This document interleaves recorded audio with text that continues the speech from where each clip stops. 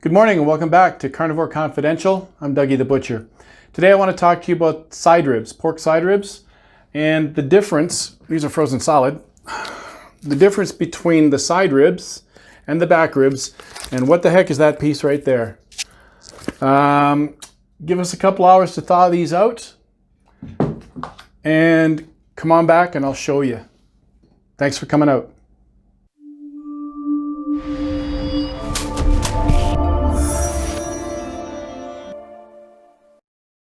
Greetings and welcome back. Today, like I said, we're talking about side ribs, pork side ribs, my personal favorite.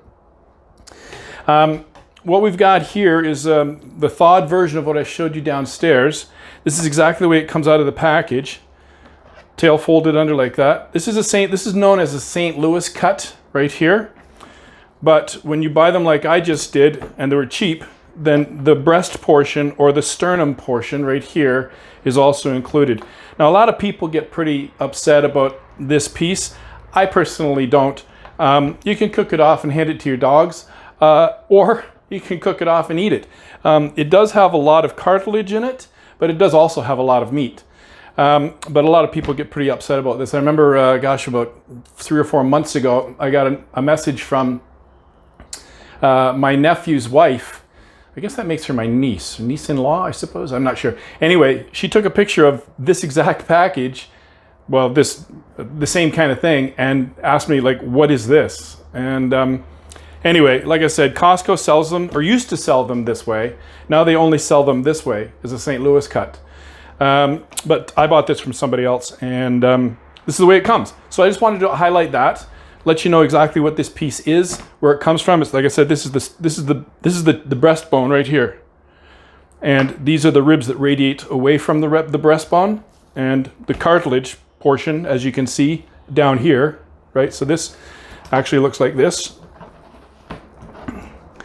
and it's run through the saw like that. Anyway, this is the breast portion, the sternum, and the ribs that radiate away from the sternum here and here.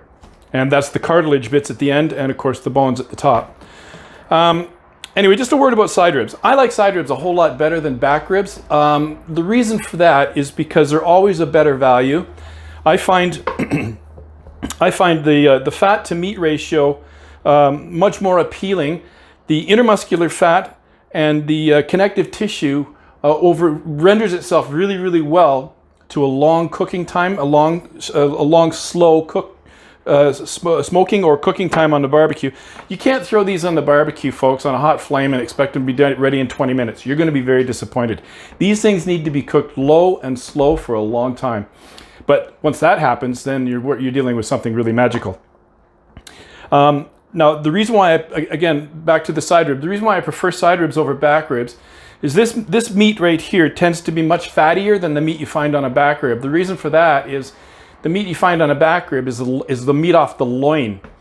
And let's face it, folks, I mean, pork loin to me tends to be dry. And I know I'm going to get probably some haters saying that back ribs are better than side ribs. That's okay. I'm not here, there's nothing but love here. It's just your personal choice, my personal preference.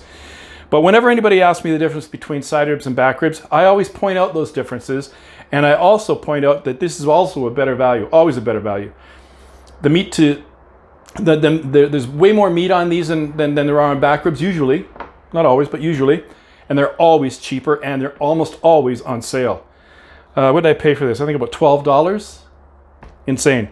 Anyway, I'm going to take this membrane off of here and then season them up and get them ready for the barbecue or get them ready for the smoker this afternoon. And this is going to be dinner. So come on back for that. Thanks for hanging out. Okay, welcome back. Let's get after this. I'm going to show you how to do it. It's real easy. All you need is a piece of paper towel, a knife to help lift the membrane initially off the back of the bones, and boy, it's hot today. It's only the middle of May and it's almost 30 degrees Celsius out there. Wow. We were crying for so long about cold spring and dreary, and here it is, and it's already summer, and it's only May in southern Ontario, Canada. Okay, so let's get busy. I've got some seasoning here. I cheated. I didn't make this one, but it's one of my favorites for pork ribs, and all right. I cheated. It's Montreal chicken spice, and I like it on pork. It's really, really good. Here we go. So if you just take your knife and scrape the bone back a little bit to grab a hold of that membrane, and once you get the membrane lifted, like so, see, like so, then you come in here with your paper towel, grab it, and hopefully it comes off in one nice piece, like so. Perfect. And that's it, folks. You can take this tail off if you like. I think I will, just because it's a little bit chewy and it doesn't render itself very nicely. I'm going to take it off and probably cook it off for my dogs. But anyway, in the meantime, let's do that right now. Get that last bone. And come down between the bones and just take that off. Okay, I'm going to cook this off just as is. Season it up. I'm not going to take any fat off it. And let's just get busy with the seasoning here. Go fairly heavy. And then just rub it in.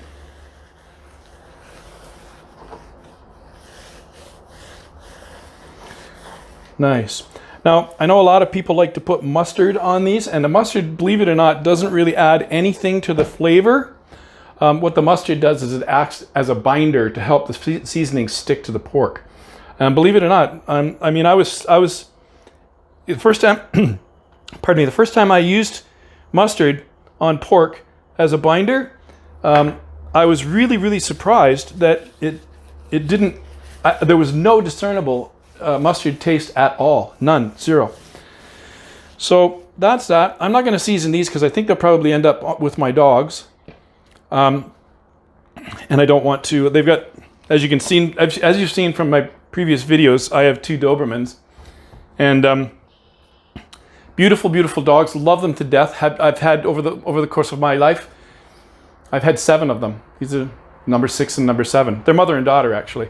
But not to stray too far from my pork video, I don't like to give my pooches too much of this type of stuff because they have very, very sensitive stomachs, and I'm just end up cleaning up puke. All right, folks, so that's it. I'm going to throw these on the barbecue later this afternoon. I just wanted to season them up, show you what I was doing, explain the difference between side ribs and back ribs, the sternum or breastbone portion. Again, like I said, it's edible. A lot of people get pretty upset about it because there's a lot of bone and a lot of cartilage, but I mean, like I said, I paid about $12 for this. Perfect. I know it doesn't look like a lot for 4 people, but believe it or not, this will be more than enough, and we might even have leftovers. I'm a big dude, but I got a tiny appetite. Anyway, stay hungry, folks, and I'll show you the barbecue process this afternoon. No big deal, but come on back. All right, welcome back, folks. I'm going to stand on this side so you can see that.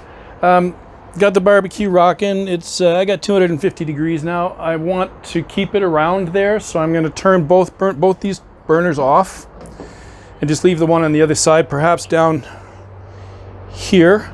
And I'm going to keep an eye on the temperature. And I'm going to put my side ribs on. It's 3 o'clock now. I probably want to eat around 6, so at some point I'm going to come back and wrap them and let them finish cooking while they're wrapped. But let's and I've got some pecan pellets in there to provide some smoke.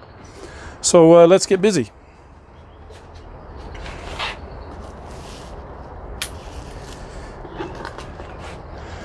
Got my beautiful ribs.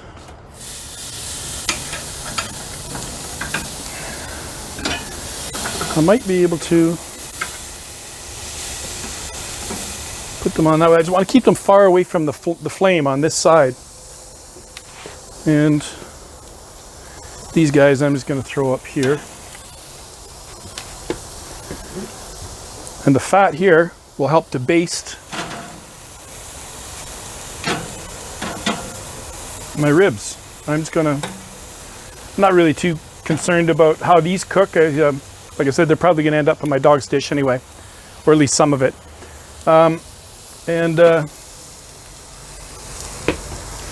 That's that, folks. So close it up, keep an eye on the temperature, and we'll see you in a bit.